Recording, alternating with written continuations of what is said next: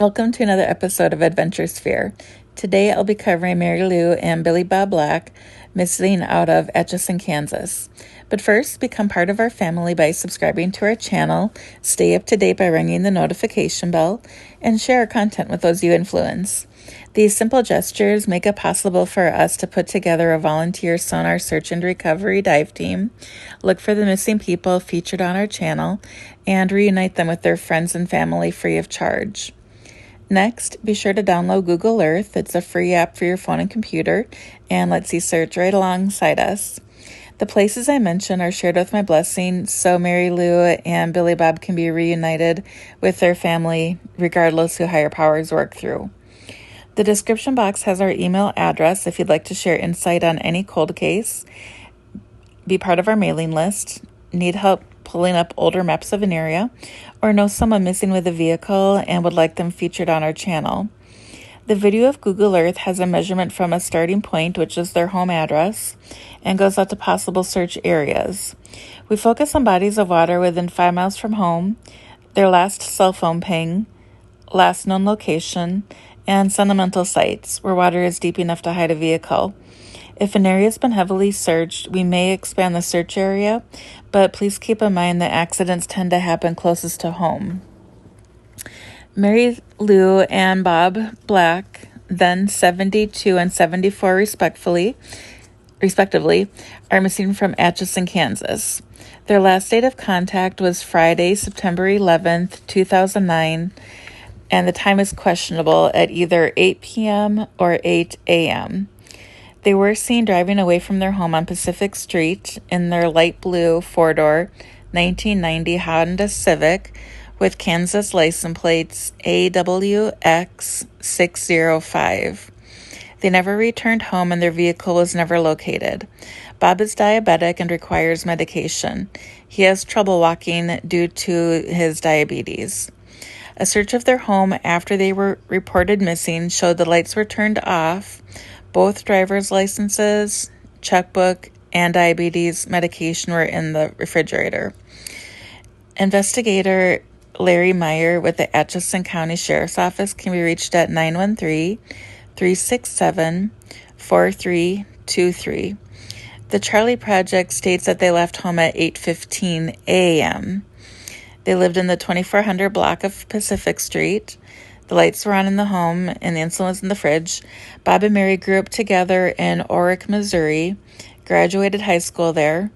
Bob went to engineering school and joined the Air Force, and eventually became a plant manager at an Atchison aluminum factory. Mary attended the University of Central Missouri and later taught school. They had one son together. At the time of their disappearances, Bob and Mary both had severe health problems. Bob was stressed from having to take care for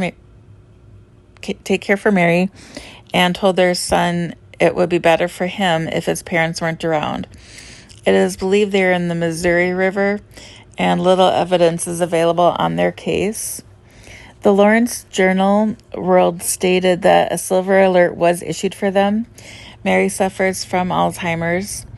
Uncovered.com states that they were heading south on Pacific Street. The Wichita Eagle at amp.kansas.com stated that the Blacks were the first Kansas subjects for a silver alert. The silver alert is issued when a person is over 65 or if someone is suffering with dementia or Alzheimer's and are reported missing. Law enforcement officials conducted air searches and dragged area lakes and rivers.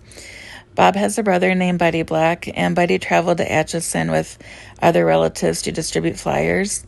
Buddy stated he wished he knew what happened. Bob had watched his mother and mother-in-law suffer from Alzheimer's. Bob had some of his toes amputated due to the diabetes. Someone in Facebook stated to look by Donovan.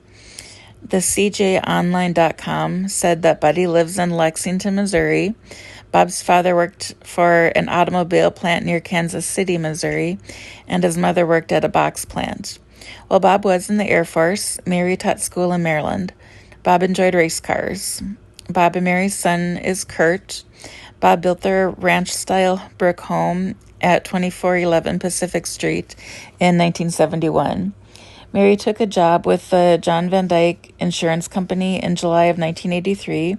She worked there over 20 years. Her friend and coworker, Barb Windsor, stated that they had kindled their friendship over a mutual love for dogs. Mary retired in 2002.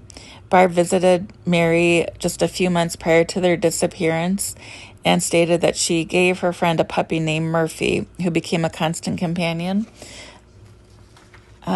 She had called Mary in 2009 to see about introducing her to a Maltese rescue. Mary didn't know who Barb was, but when Barb arrived at Mary's home, she had regained her memory. Their neighbor, Jack Bishop, stated that they had mutual respect for each other and that Bob could be eccentric at times. As Mary's disease progressed, she would leave things on Jack's driveway and he would return it back to her. Jack and another neighbor, Ron Kurtz, often saw Mary wander up and down the road outside her home. Jack would walk Mary back home or call Bob to come escort her. Kurt Black lives in Merriam. He was the one who called and requested a welfare check after trying to reach his parents several times. Kurt maintains his parents' home. Merriam is about an hour's drive south from Atchison. Lexington, Missouri to Atchison, Kansas is an hour 45 minutes. And Orrick, Missouri, where they grew up, to Atchison is an hour and a half. Some things about Alzheimer's is 1 year that you're affected with it equates to around a 7-year memory loss. I would be really curious if they left in the morning or at night. If they left during the day, other people may have seen them on the road, and if they had gone into water closer to town.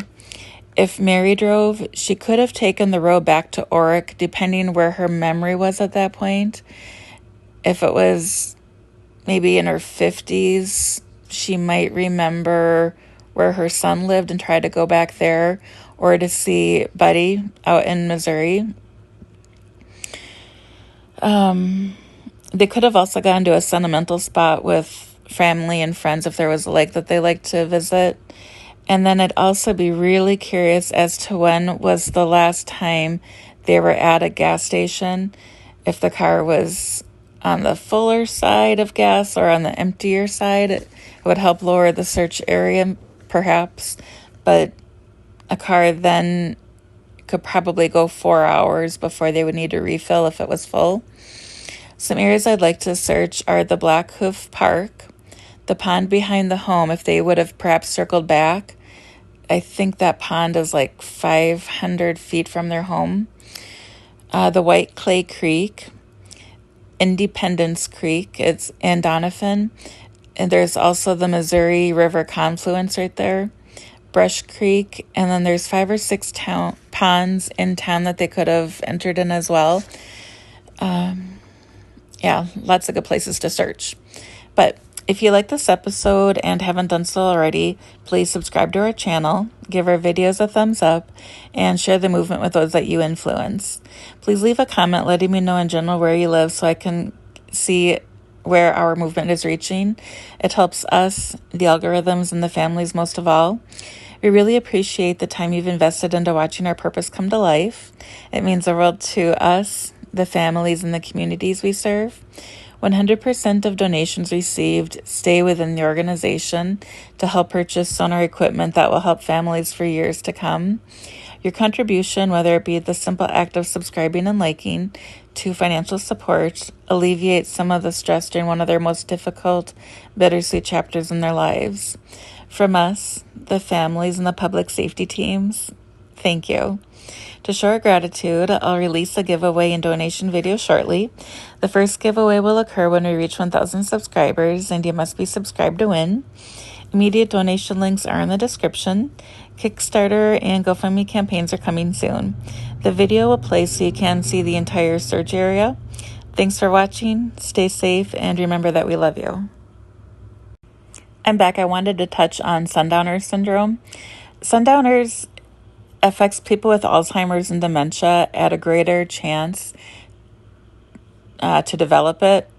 What is Sundowners? It's basically a state of confusion that presents during the late afternoon and evening when the sun is setting and down. Those affected will be easily agitated, they're anxious, confused. You'll see them wander and pace. They won't really want to listen to anybody, even if you're trying to help them. When that occurs, just breathe and try again in a few minutes. Sundowners can be triggered by them being tired in unfamiliar areas. Remember where they are at memory-wise. If they don't recognize their children, they won't remember times before.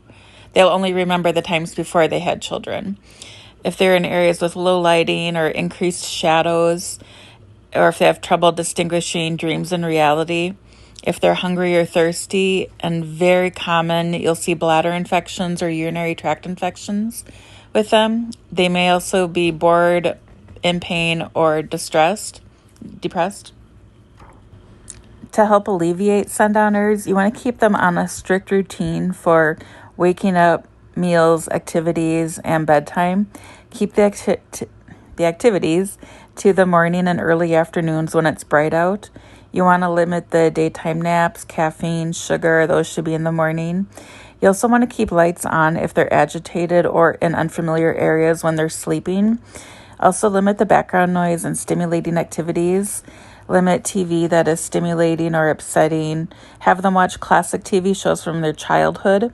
Podcasts may be better if they grew up in a time when TV was not common in their home. Also provide familiar photos and music when they're in unfamiliar settings in the evening. Nature sounds are also good for that. Thanks for watching. Stay safe. We love you.